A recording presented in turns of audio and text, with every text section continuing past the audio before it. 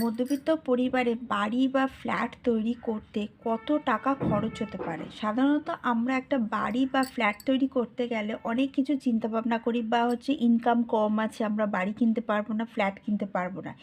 কিন্তু খুব সহজ পদ্ধতিতে যদি একটা বুদ্ধি খাটিয়ে থাকা যায়, তাহলে মধ্যবিত্ত পরিবারের লোকেদেরও বাড়ি বা ফ্ল্যাট কিন্তু একদম মানে নির্দ্বিধায় তোমরা কিনতে পারবে। কিভাবে কিনবে বা আমি কিভাবে কিনেছি সেই প্রসেসটা তোমাদের সাথে শেয়ার করছি। আশা করি তোমাদের ভীষণ উপকার হবে। ভিডিওটা ভালো লাগলে লাইক শেয়ার সাবস্ক্রাইব করে দিবে। যারা নতুন আছে তারা অবশ্যই সাবস্ক্রাইব করবে, যারা পুরাতন আছে তারা অবশ্যই ফলো করবে আমার চ্যানেলটাকে বা পেজটাকে। চলো, বাড়ি তৈরি করতে কত টাকা খরচ করতে হবে এই চিন্তা না করে আগে চিন্তা করতে হবে আমাকে একটি বাড়ি বা ফ্ল্যাট বানাতে হবে। আগে ফার্স্টে চিন্তা না করে যে বাড়ি তৈরি করতে তো বেশ লাখখানিক টাকা লাগে, জায়গা কিনতে বেশ লাখখানিক টাকা লাগে, এই চিন্তাভাবনাটা না করে আগে যদি আমি টার্গেট করব যে আমাকে একটা করতে হবে, তখন চেষ্টা করা যাবে যে তার কিন্তু উপায়টা বার হয়ে যাবে। সেকেন্ড কি, কিছু টাকা ব্যাংকে জমানো, কিছু টাকা আমরা ব্যাংকে জমাবো, আর কিছু টাকা আমরা লোন নেব, আর কিছু মনের বল। এই জিনিসটা কিন্তু সব থেকে ইম্পর্টেন্ট।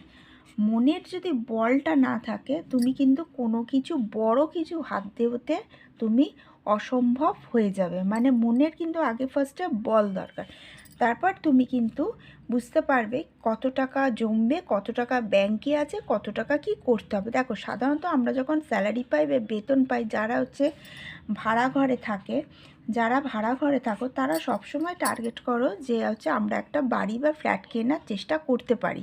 তার জন্য আমরা কিছু টাকা ব্যাংকে সেভিংস করি।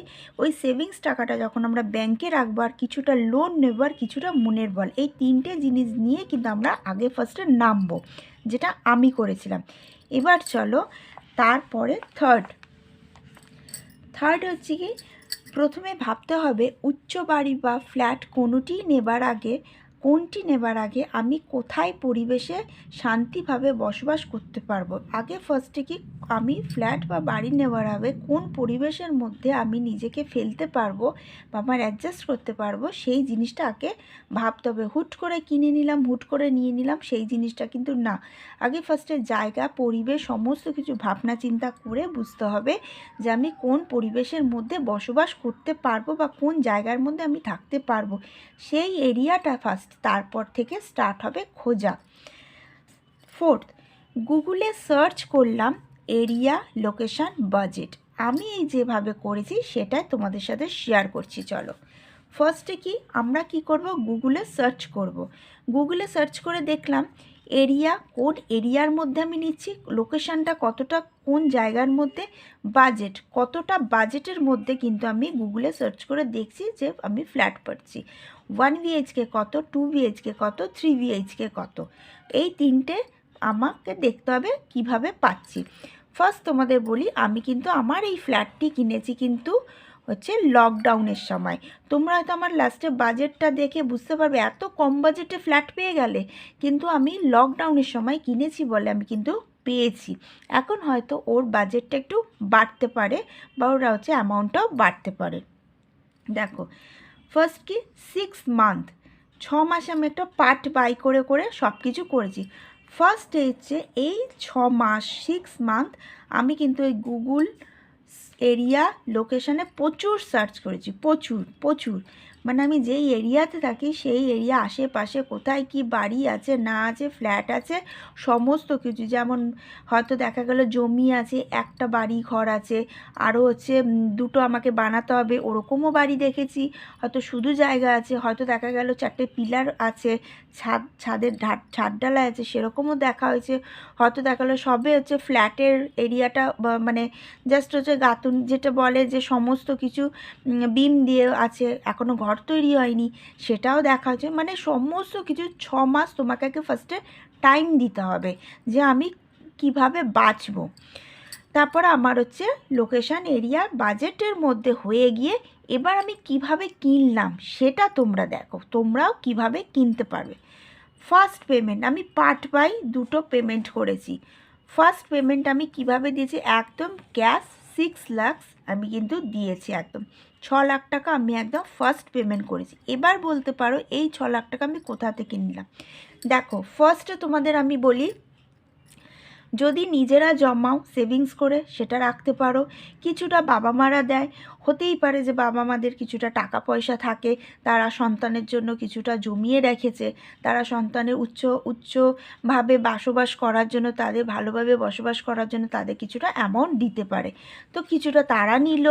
এইভাবে কিন্তু ফার্স্ট পেমেন্টটা আমার কিন্তু হয়েছে, ঠিক আছে। বা কিছুটা নিজেরা নিজেদের মতন গুছিয়ে নিয়েছো, সেরকম কিছু অনেকটাই কেউ হচ্ছে পেমেন্ট কিন্তু ব্যাংকে আমরা রেখে রাখি, সেখান থেকে কিন্তু আমি 6 লাখ ফার্স্টে দিয়েছি। সেকেন্ড পেমেন্ট কিভাবে করেছি, এবার 1 মান্থের পর কিন্তু আমি সেকেন্ড পেমেন্ট করেছি। সেকেন্ড পেমেন্ট কি করেছি, সেখানেও আমি কিন্তু 6 লাখ দিয়েছি। টোটাল আমার কত বাজেটের আমার ফ্ল্যাটটা আছে সেটা তোমরা এর পরেই বুঝতে পারবে। 6 লাখ আমি দিয়েছি। এবার দেখো এই 6 লাখটাও আমি হ্যান্ড ক্যাশ দিয়েছি। এবার এই 6 লাখটা আমি কিভাবে করেছি, সেটা কি করেছি দেখো, গোল্ড লোন নিয়ে আমি একটা গোল্ড লোন নিয়েছিলাম। সেই গোল্ড লোনে কিন্তু আমার 2 লাখ আমি কিন্তু নিয়েছি। তাহলে 6 লাখ থেকে 2 লাখ চলে গেল, তাহলে পড়ে রইলো এখনও কিন্তু 4 লাখ। এই 4 লাখ আমি কি করে ম্যানেজ করব। আমার যে গোল্ড ছিল, কিছু গোল্ড সেখানে আমি সেল করেছি, ঠিক আছে। সেল করে আমি কিন্তু 1 লাখ পেয়েছি। এবার তোমাদের বলি যে কিছু জিনিস পেতে গেলে কিছু জিনিস কিন্তু তোমাদের ছাড়তে হবে। আমি কিন্তু আমার বেশ 2-3টে অ্যামাউন্টের গোল্ড কিন্তু আমি সেল করেছিলাম, যে আমি কিন্তু আর লোন নিইনি, আমি সেল করেছিলাম। সেই সেল করতে কিন্তু 1 লাখ আমি পেয়েছি। এই জন্য তোমাদের আমি ভিডিওতে বলি সব সময় গোল্ড কিন্তু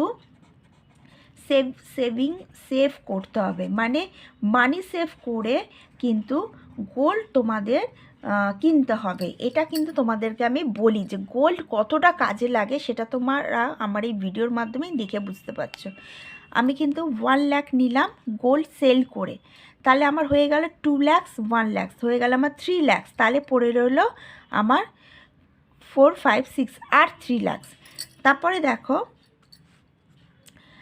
বন্ধন লোন থেকে আমি নিয়েছি কিন্তু 1 লাখ বন্ধন লোন থেকে নিয়েছি, তাহলে আমার 2 লাখ হলো গোল্ড লোন থেকে, 1 লাখ আমি গোল্ড সেল করেছি, তাহলে হলো 3 লাখ, 1 লাখ হচ্ছে আমার হচ্ছে বন্ধন লোন থেকে হলো, তাহলে হচ্ছে 4 লাখ, তাহলে পড়ে রইল কিন্তু 2 লাখ। এই 2 লাখটা আমি কোথা থেকে নিলাম, এই 2 লাখটা কিন্তু আমি আবার 3 মাস পর আমি কিন্তু আবার ব্যাংক থেকে তুললাম। মানে কি করে তুললাম, আমার একটা এফডি করা ছিল, সেই এফডিটা আমি ভেঙে, এর জন্য তোমাদের বলি মানি সেভ করে কিছুটা এফডি করতে, ওই এফডিটা ভেঙে আমি 1 মান্থের পর 2 মান্থের পর আমি কিন্তু আবার 2 লাখ তুললাম, তাহলে হয়ে গেল আমার 6 লাখ। তাহলে এই 6 লাখ আমি ক্যাশে দিয়েছি, পরে 6 লাখটা আমি হচ্ছে গোল্ড লোন নিয়েছি 2 লাখসে, তাহলে 1 লাখ সেল করেছি, বন্ধন লোন 1 লাখ নিয়েছি, 2 লাখ হচ্ছে আমি এফডি ভেঙেছি, মানে এই 6 লাখ কিন্তু আমি এইভাবে করেছি।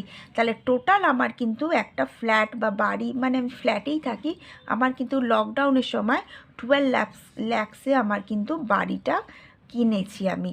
এবার রেজিস্ট্রি করতে আমার হচ্ছে 80,000 টাকা পড়েছে, সেটা আবার আমি 2 মাস পর করেছি। তো এই মানি সেভ করে আমি 2 মাস পর করেছি।